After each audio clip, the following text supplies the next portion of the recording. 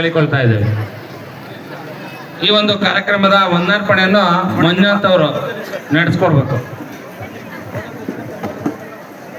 ಶ್ರೀ ಮುರುಡಬಸವೇಶ್ವರ ಸ್ವಾಮಿ ದೇವಸ್ಥಾನದ 48ನೇ ದಿನದ ಮಂಡಲ ಪೂಜೆ ಹಾಗೂ ಶ್ರೀಮದ್ ರಂಭಾಪುರಿ ಜಗದ್ಗುರುಗಳವರ ಅಡ್ಡಪಲ್ಲಕ್ಕಿ ಮಹೋತ್ಸವ ಜನಜಾಗೃತಿ ಧರ್ಮ ಸಮಾರಂಭದ ಧರ್ಮಸಭೆಯ ದಿವ್ಯ ಸಾನ್ನಿಧ್ಯವನ್ನು ವಹಿಸಿರ್ತಕ್ಕಂಥ ಶ್ರೀಮದ್ ರಂಭಾಪುರಿ ವೀರ ಸಂವಾಸನಾಧೀಶ್ವರ ಶ್ರೀ 1108 ಜಗದ್ಗುರು ಪ್ರಸನ್ನ ರೇಣುಕಾ ಡಾಕ್ಟರ್ ವೀರ ಸೋಮೇಶ್ವರ ರಾಜ ದೇಶಿಕೇಂದ್ರ ಶಿವಾಚಾರ್ಯ ಭಗವತ್ಪಾದರು ಮಳೆಹೊನ್ನೂರು ಪೀಠ ಇವರಿಗೆ ನಮ್ಮ ಗ್ರಾಮಸ್ಥರ ಪರವಾಗಿ ವಂದನೆಗಳನ್ನು ಸಲ್ಲಿಸ್ತಾ ಇದ್ದೀವಿ.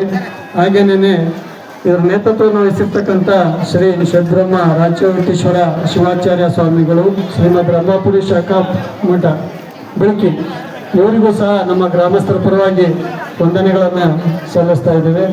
ಹಾಗೆಯೇ ಶ್ರೀ ಷಡ್ಬ್ರಹ್ಮ ಗುರು ನಾಗಭೂಷಣ ಶಿವಾಚಾರ್ಯ ಸ್ವಾಮಿಗಳು ಮಳಲಿ ಮಠ ತೀರ್ಥಹಳ್ಳಿ ತಾಲೂಕು ಶ್ರೀಮಠ ನಮ್ಮ ಗ್ರಾಮಸ್ಥರ ಪರವಾಗಿ ವಂದನೆಗಳನ್ನು ಸಲ್ಲಿಸ್ತಾ ಇದ್ದೀವಿ.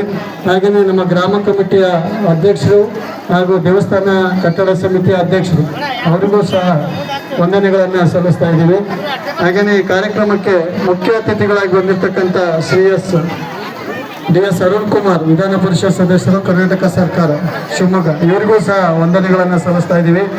ಹಾಗೆಯೇ ಶ್ರೀ ಆಯನೂರು ಮಂಜುನಾಥ್ ಅವರು ಮಾಜಿ ಲೋಕಸಭಾ ಮತ್ತು ರಾಜ್ಯಸಭಾ ಸದಸ್ಯರು ಅವರಿಗೂ ಸಹ ವಂದನೆಗಳನ್ನು ಸಲ್ಲಿಸ್ತಾ ಇದ್ದೀವಿ. ಹಾಗೆಯೇ ಶ್ರೀ ಬಸವೇಶ್ವರ ವೀರಶೈವ ಲಿಂಗಾಯತ ಸಮಾಜದ ಅಧ್ಯಕ್ಷರಾಗಿರ್ತಕ್ಕಂಥ ಶ್ರೀ SS ಜ್ಯೋತಿ ಪ್ರಕಾಶ್ ಅವರು ಅವರಿಗೂ ಸಹ ವಂದನೆಗಳನ್ನು ಸಲ್ಲಿಸ್ತಾ ಇದ್ದೀವಿ. ಹಾಗೆಯೇ ಕನ್ನಡ ಪ್ರಾಧ್ಯಾಪಕರು ಸಹ್ಯಾದ್ರಿ ವಿಜ್ಞಾನ ಮತ್ತು ಕಲಾ ಕಾಲೇಜು ಶಿವಮೊಗ್ಗ ಪ್ರೊಫೆಸರ್ ಅಮ್ಮ ನಾಗರಾಜ್ ಸರ್ ಅವರಿಗೂ ಸಹ ನಮ್ಮ ಸಕಲ ಗ್ರಾಮಸ್ಥರ ಪರವಾಗಿ ವಂದನೆಗಳನ್ನು ಸಲ್ಲಿಸ್ತಾ ಇದ್ದೀವಿ.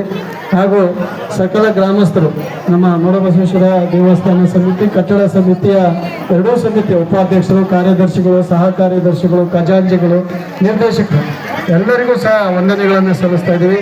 ಅದರ ಜೊತೆಗೆ ವಿಶೇಷವಾಗಿ ನಮ್ಮ ಸೂಗೂರು ಗ್ರಾಮದ ಸಕಲ